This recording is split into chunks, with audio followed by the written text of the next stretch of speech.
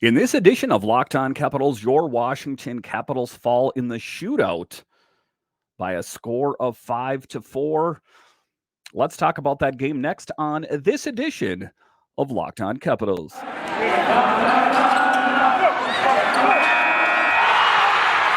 Your Locked On Capitals, your daily podcast on the Washington Capitals. Part of the Locked On Podcast Network, your team every day.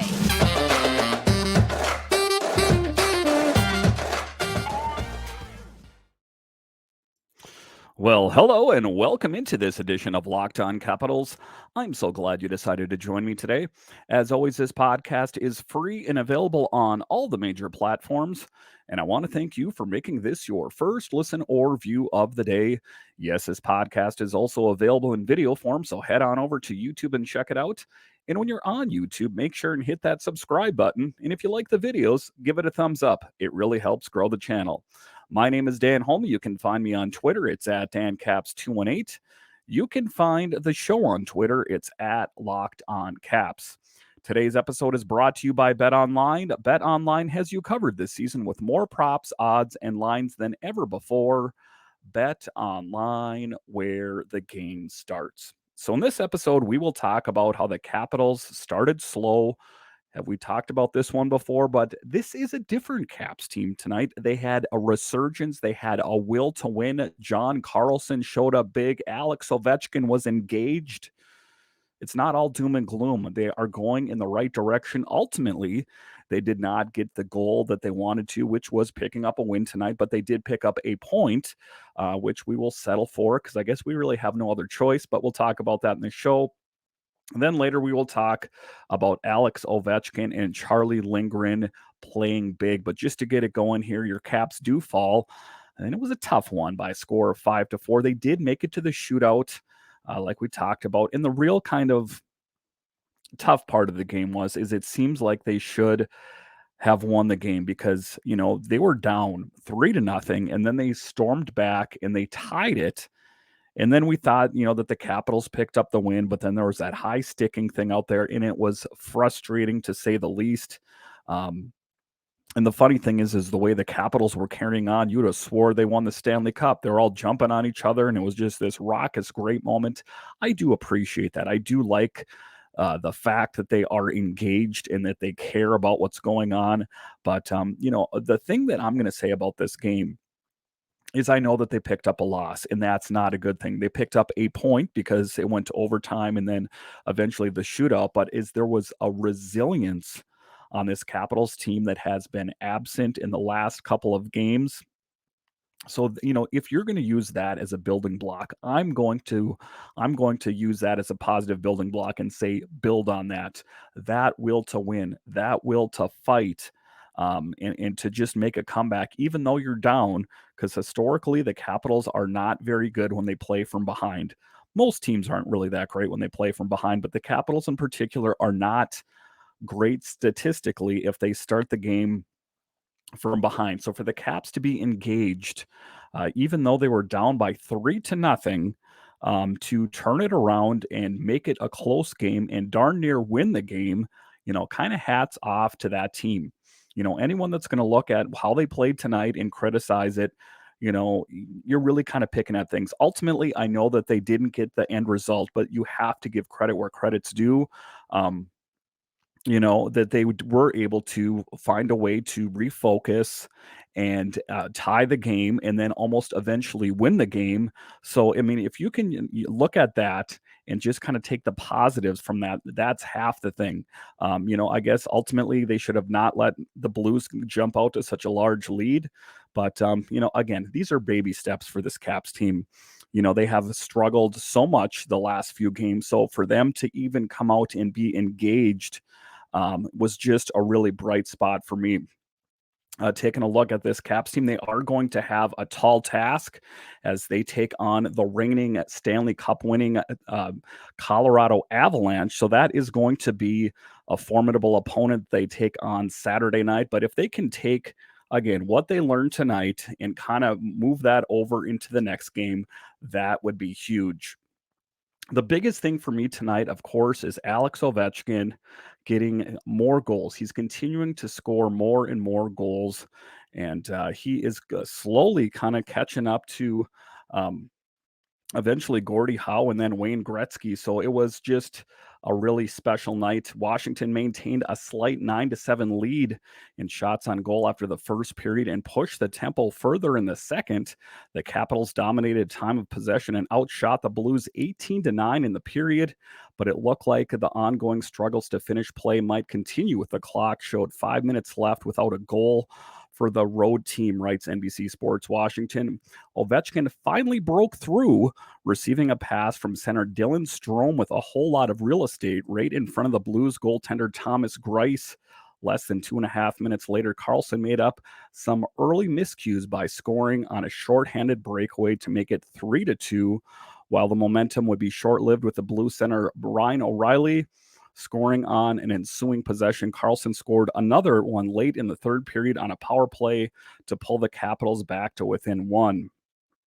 So, that was the thing, is that just them showing up, them having that will to win, because, like I said, there were other games that they had played before this where that they didn't have that resiliency, that willingness to win.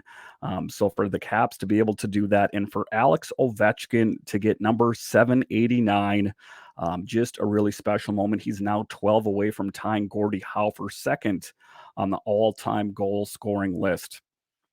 We're waiting for 790 as he slowly pecks away at that goal title. Eventually, he will catch Wayne Gretzky. I have no doubt about that in my mind at all. The only thing that might hamper that a little bit would be is if he sustained a major injury, of course. We don't want that to happen, but he is on pace. He is on par for passing Gordie Howe and eventually Wayne Gretzky. Last time I checked it, he's projected to do it, I want to say the 24-25 season. So it might happen sooner than that. I guess it remains to be seen. But if he continues at the clip that he did, scoring 50 goals last year, a big deal, right? So if he could even get close to that, projected him getting like 52 goals. I remember Tarek El-Bashir said 47, but in any case, whoever's right between the two of us, there is a pretty good chance that he is going to be able to catch Gordie Howe and eventually Wayne Gretzky sooner than we think. Just the biggest thing is that, the things that when you get older, you get injured easier. So we got to kind of hope that Ovechkin's health continues to stay intact. He is not a guy that is going to, look for an opportunity not to play. Oftentimes you see with Alex Ovechkin afterwards, you look at all the myriad of injuries that he faced and he continued to play through. So I am pretty convinced that Alex Ovechkin will continue to push for that record, and we will see him be the all-time goal-scoring leader at some point, and that will be a really special moment for Caps fans. All right, so after the break here, we will continue to talk about the game tonight. The Caps didn't get the result that they wanted, but it's not all doom and gloom. There were signs of promise. We'll talk about that next.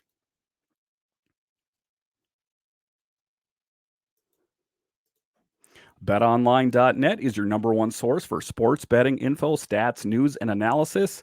Get the latest odds and trends for every professional and amateur league out there, from football to basketball to soccer and esports. We've got it all at BetOnline. And if you love sports podcasts, you can find those at BetOnline as well. We're always the fastest and easiest way to get your betting fix. And guys, even if you're not big betting fans, if you could bet on the Washington Capitals as they take on the Avalanche next, it makes the games that much more exciting. So head to the website today or use your mobile device to learn more. Bet online, where the game starts. Thank you for making Locked On Capitals your first listen today. For your second listen, check out Locked On Sports Today. From the games that matter the most to the biggest stories in sports, go beyond the scoreboard and behind the scenes with local experts and insights only Locked On can provide. Locked On Sports Today, available on the Odyssey app, YouTube, and wherever you get your podcasts.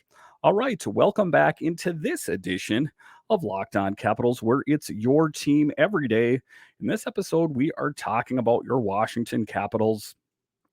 as they did not get the desired result. But like I talked about, they were going taking steps in the right direction, and for me, that was half the battle. Half the time, in other games, we've seen them kind of just give up. It almost seems like so for the Caps to be engaged, that is the biggest thing.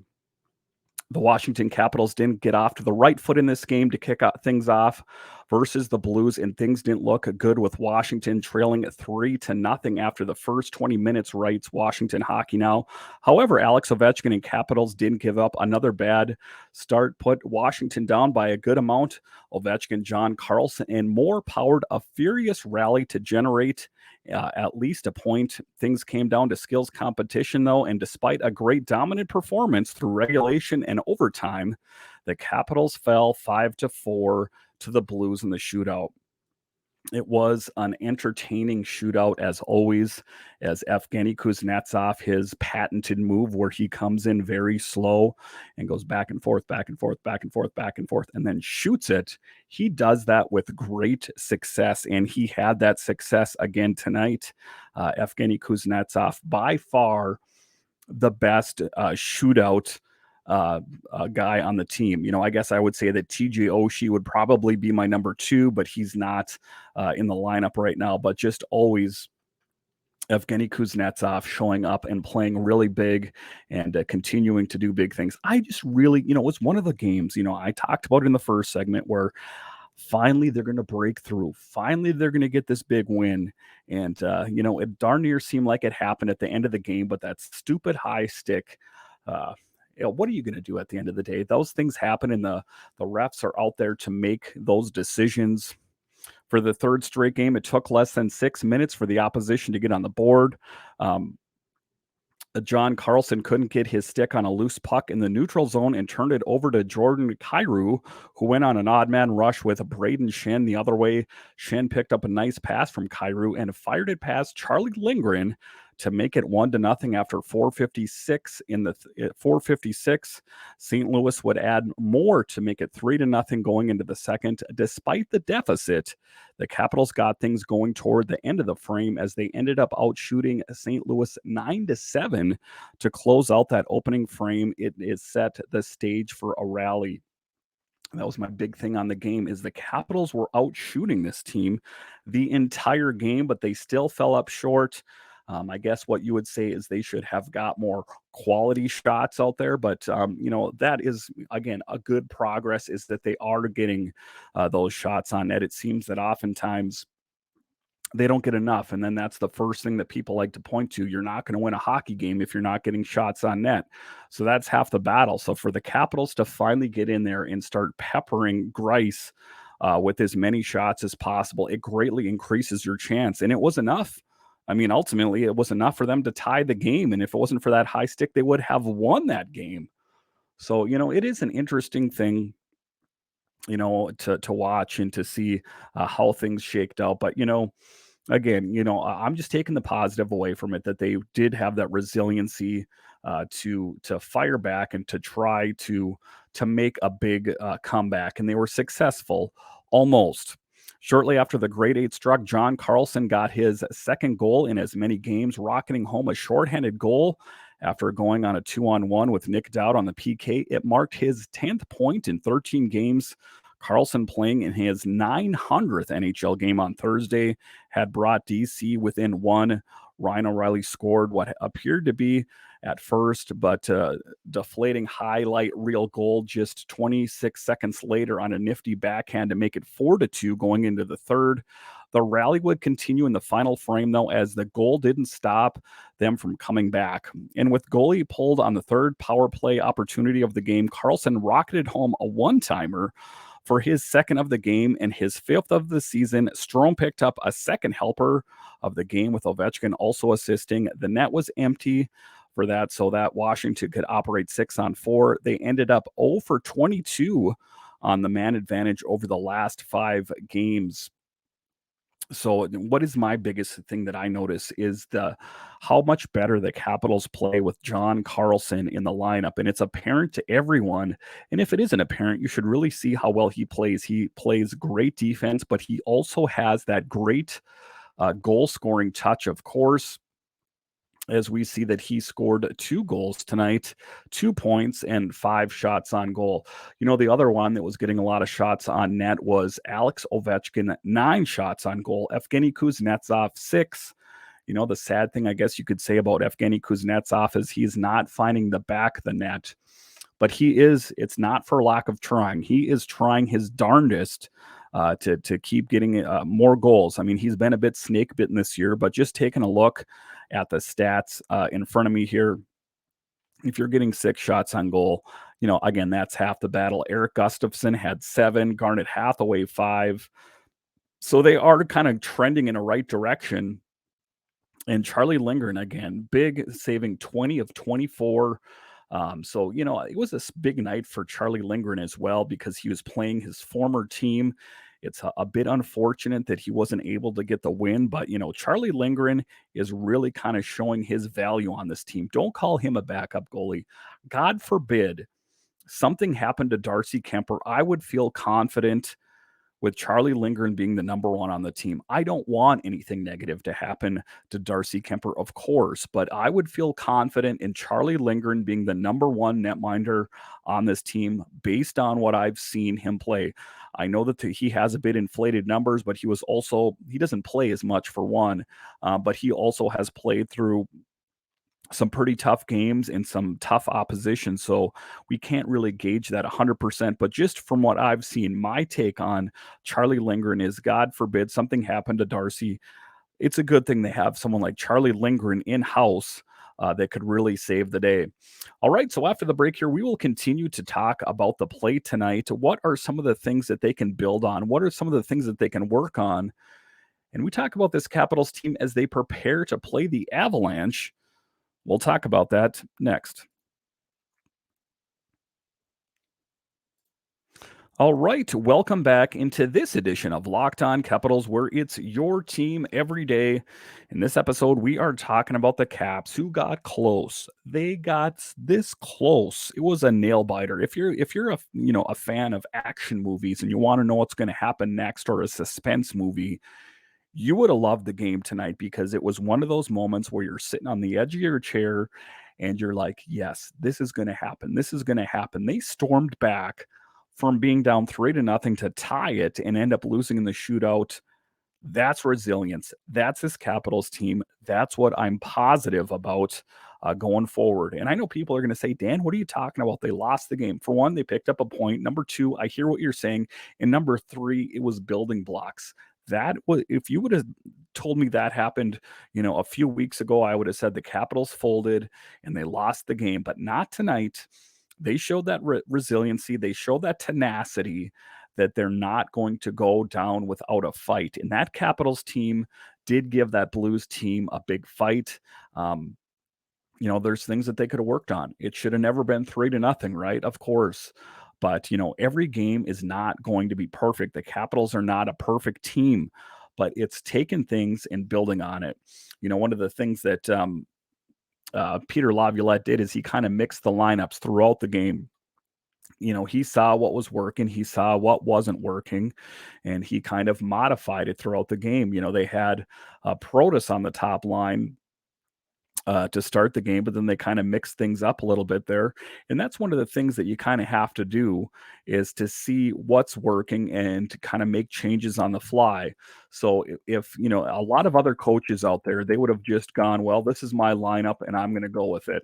After starting with Evgeny Kuznetsov and Alexei Protas, Ovechkin moved back to operating with Dylan Strome and Conor Sheary. Strome made a great pass to Ovechkin in tight, and he made no mistake as he sniped his 789th. And that was interesting. When Ovechkin moved back with Strome, that's when he had production. I'm not really sure what they were thinking about by having Protas on the top line. If I was going to get into the mind of Peter Laviolette, I would probably say it had something to do with the fact that Protas is a big frame. He can probably kind of keep people off Ovechkin and Kuznetsov and lead to more scoring opportunities. Kuznetsov's got the wheels. Alex Ovechkin's got the great goal scoring touch. So in theory, I could see why he did what he did there. But good on Peter Laviolette to kind of sense what is working and what's not working, and making adjustments on the fly. And maybe that is a good look for this Capitals team going forward. Um, is to playing with Dylan Strome and Conor Sheary. Maybe there'll be more success with that. I mean, I don't think that there's any clear answers here. I don't think we can leave this game and say that this is going to be the above all end all. I do think the Capitals will be a better team after they get a lot of those injured players back. Tom Wilson is going to be soon at some point here. Dmitry Orlov, TJ Oshie at some point here. So I do think this Caps team is going to end up being better soon. When is that going to be? I guess I don't know for sure when that's going to be, but I do see it happening at some point. And, Dmitry Orlov is one of those guys out there that has a great goal scoring touch. He's not just a stay at home defenseman, he is a guy that can go out there and score goals for you. So, kind of one of the things I talked about with Mike Vogel about it is that, you can't really make a lot of excuses for the Capitals now on their defense because they got John Carlson back. The only guy that's out on the blue line is Dmitry Orlov. And, Mike Vogel talked about the fact that, but it has to do with minute distribution and all that kind of thing. Are the guys that you're putting in there, are they the right guys to have in the lineup on a daily basis? So there's a lot of things to consider when you're constructing your D pairings and your lines and stuff like that. But I think that it's a work in progress. Once you see Dmitry Orlov come back and the dust settles a little bit here, I think this Capitals team will be able to see what they have in the tank. And then I think, I wouldn't rule out making a trade at some point. I know I've heard a lot of people talk about it already, that they should move on from Peter Laviolette. I do not think that is the right answer. I think that that is a knee-jerk reaction, and I don't think it's going to get the result that you're looking for. I think that if the Capitals were going to do anything, they're going to either have to just kind of hunker down and wait for some of these guys to come back, or if they are going to make a move, I would consider making a trade or picking some up on the waiver wire. Take a look at Sonny Milano. Take a look at Nicolas Aube-Kubel, even though he has been suspended, so we don't really know what we have in him. But something along that lines, something not maybe earth shaking, something like that, but just to plug in some different blood. I mean, Sonny Milano, imagine, him out of the lineup. He's kind of been a spark plug on this team to a certain extent. And I think that Nicolas Aube-Kubel will provide that physical presence that the Capitals are missing so far. All right. So once again, thank you for joining me on this edition of Locked On Capitals. Again, guys, I was hoping to talk to you guys about a big win. I really felt through a lion's share of the latter part of the game that I was going to be able to tell you about this Capitals team storming back and picking up a big win, but I am going to be positive that they picked up a point. And that's pretty much all we can go on right now. And then they're going to have to hunker down. They're going to have to look over the film. They're going to have to prepare for the Colorado Avalanche, who are going to be a formidable opponent that they take on Saturday night. Thank you for making Locked On Capitals your first listen. For your next listen, check out the Locked On Sports Today podcast. The biggest stories of the day, plus instant reactions, big game recaps, and the take of the day. Available on the Odyssey app, YouTube, and wherever you get your podcasts. So once again, thank you for joining me on this edition of Locked On Capitals, where it's your team every day. My name is Dan Holme, and I'll talk to you again next time.